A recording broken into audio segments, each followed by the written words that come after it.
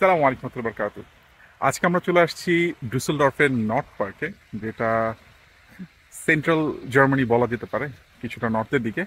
এবং এই পার্কের দৃশ্যটা আসলে আমার কাছে মনে হলো যে এটা আপনাদের সাথে শেয়ার। এখানে একটা ছোট্ট স্টার্টিংয়েই আপনারা এই পার্কে কখনো ঢুকলে দেখবেন প্রথমেই এরকম একটা ওয়াটার বা পানির ফোয়ারা।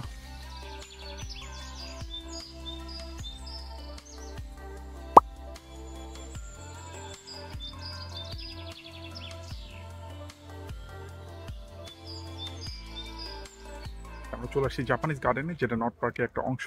1930 সাল থেকে এই জাপানিজ গার্ডেনটিতে আসলে তার দর্শনার্থীদেরকে বিনোদন দিয়ে আসছে। ছুটির দিনে বা কোনো ভালো ওয়েদারে সবাই এখানে আসতে চায় এবং ঘুরে দেখতে চায়। সো আপনারা হয়তো কিছুটা অংশ দেখতে পাচ্ছেন, আমি আপনাদেরকে পুরোটা দেখানোর চেষ্টা করছি।